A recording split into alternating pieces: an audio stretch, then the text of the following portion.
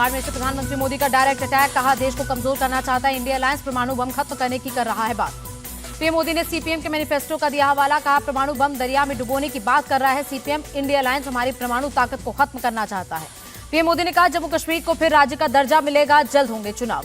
जम्मू कश्मीर में दशकों बाद हो रहा ऐसा चुनाव जब आतंकवाद और अलगाववाद मुद्दे नहीं, पीएम मोदी का बयान।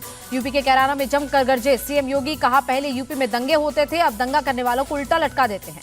सीएम योगी का सपा पर अटैक, कहा दंगा पॉलिसी वाले लोग जातिवाद भड़का रहे, हमने दंगा कर्फ्यू लगाने वालों की गर्मी को शांत कर दिया। राहुल गांधी पर सीएम योगी ने साधा निशाना, कहा जनता को लूटने वाले इटली इंग्लैंड अपने पैसे देखने जाते होंगे, वो पैसे भी वापस आएंगे। पीलीभीत की जनसभा में बोले सपा चीफ अखिलेश यादव, बीजेपी की पहचान है लूट और झूठ, आरक्षण की वजह से नौकरी नहीं दे रही सरकार।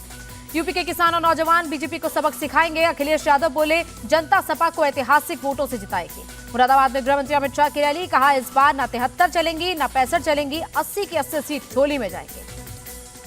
राम मंदिर बना लोकसभा चुनाव का मुद्दा, अमित शाह बोले सपा बसपा और कांग्रेस ने वोट बैंक के लिए प्राण प्रतिष्ठा का निमंत्रण ठुकराया। आरएलडी के महासचिव बने मलूक नागर कल ही बीएसपी छोड़ जयंत चौधरी की पार्टी में शामिल हुए थे।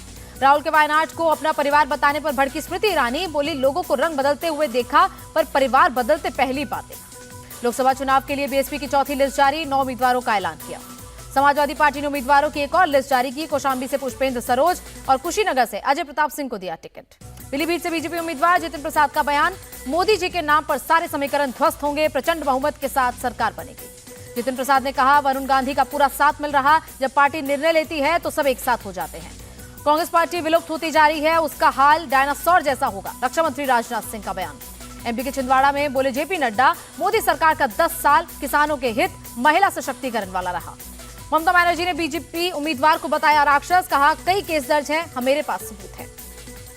बंगाल को असुरक्षित बताने पर भड़की ममता, पूछा क्या राजस्थान एमपी और गुजरात सुरक्षित हैं, वहां रहने वाले लोगों से जाकर पूछिए। एनसी नेता उमर अब्दुल्ला का बीजेपी से सवाल, दक्षिण कश्मीर मध्य कश्मीर और उत्तरी कश्मीर में चुनाव क्यों नहीं लड़ रही। नेशनल कॉन्फ्रेंस ने 2 उम्मीदवारों का ऐलान किया, उत्तरी कश्मीर से उमर अब्दुल्ला और सेंट्रल कश्मीर से अगा रूहुला लड़ेंगे चुनाव। तेजस्वी यादव का मोदी सरकार पर निशाना, कहा बीजेपी सरकार में बड़ी बेरोजगारी, गरीबी और पलायन। नवादा में सीएम नीतीश कुमार की रैली, कहा बिहार में अब नहीं होते सांप्रदायिक दंगे, 4 लाख युवाओं को दिया रोजगार। आरजेडी सांसद मनोज झा का बयान, तेजस्वी रोजगार महंगाई जैसे मुद्दों की बात कर रहे, लेकिन पीएम इस पर चुप्पी लगाए बैठे। महंगाई और बेरोजगारी पर बात करने से बचती है एनडीए, सारण से आरजेडी उम्मीदवार रोहिणी आचार्य का निशाना। पीएम पर दिए बयान पर मीसा भारती की सफाई, कहा मेरे बयान को तोड़ मरोड़ कर पेश किया जा रहा। एआईएमआईएम चीफ असदुद्दीन ओवैसी ने अपने लोकसभा क्षेत्र में डोर टू डोर कैंपेन की शुरुआत की, बहादुरपुरा इलाके में मांगे वोट। चुनाव प्रचार में उतरे सिंगर जुबिन नौटियाल, पौड़ी गढ़वाल में बीजेपी प्रत्याशी अनिल बलूनी के लिए मांगे वोट। कर्नाटक के रण में उतरे गोवा के सीएम प्रमोद सावंत, कारवार से बीजेपी प्रत्याशी रूपाली संतोष के लिए मांगे वोट। गोमती में सीएम मानिक साहा ने किया रोड शो, पश्चिमी त्रिपुरा के उम्मीदवार को जिताने की अपील की। कर्नाटक के गुलबर्ग से बीजेपी कैंडिडेट उमेश जाधव ने किया नॉमिनेशन, दत्तात्रेय पाटिल समेत कई नेता रहे मौजूद। कांग्रेस सांसद शशि थरूर ने बीजेपी को बताया मजबूत खिलाड़ी, कहा पर मैं भी पूरे जोश के साथ कर रहा हूं चुनावी बल्लेबाजी। Deputy CM DK Shivakumar का बयान, कर्नाटक में बीजेपी की कोई लहर नहीं, कांग्रेस जीतेगी 20 से ज्यादा सीटें। थोड़ी देर में लखनऊ में अखिलेश यादव से मिलेंगे आप सांसद संजय सिंह, जेल से बाहर आने के बाद पहली बार मुलाकात करेंगे संजय सिंह। दिल्ली सरकार की मंत्री आतिशी का आरोप, आप सरकार के खिलाफ बड़ा राजनीतिक षड्यंत्र रच रही है बीजेपी। आतिशी ने कहा दिल्ली में राष्ट्रपति शासन लगाने की तैयारी में केंद्र सरकार, की दिल्ली के जनादेश के खिलाफ होगा। केजरीवाल सत्ता के मोह में जेल से सरकार चलाने पर अड़े, बीजेपी नेता बांसुरी स्वराज का अटैक। मनीष सिसोदिया की अंतरिम जमानत पर 20 अप्रैल को राउज रेवेन्यू कोर्ट में होगी सुनवाई, कोर्ट ने ईडी सीबीआई को नोटिस जारी किया। बीआरएस नेता की कविता को 15 अप्रैल तक सीबीआई हिरासत में भेजा गया, सीबीआई ने 5 दिन की मांगी थी कस्टडी। पश्चिम बंगाल के शिक्षक भर्ती घोटाले में ईडी की बड़ी कार्रवाई, 230 करोड़ से ज्यादा की प्रॉपर्टी अटैच की। रामेश्वरम कैफे ब्लास्ट के 2 मुख्य आरोपी गिरफ्तार, एनआईए ने पश्चिम बंगाल से की गिरफ्तारी।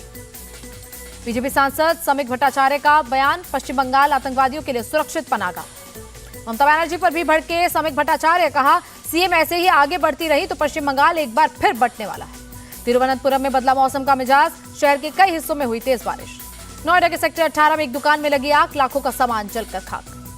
दिल्ली में छात्रों से भरी स्कूल बस का ब्रेक फेल, स्कूटी और ऑटो को मारी टक्कर। हादसे में बाइक सवार की इलाज के दौरान मौत, ऑटो चालक घायल, स्कूल बस में सवार सभी 42 बच्चे सुरक्षित। बंगाल के गवर्नर सीवी आनंद बोस ने रामलला के किए दर्शन, बंगाल समेत देश की जनता की खुशहाली के लिए प्रार्थना की।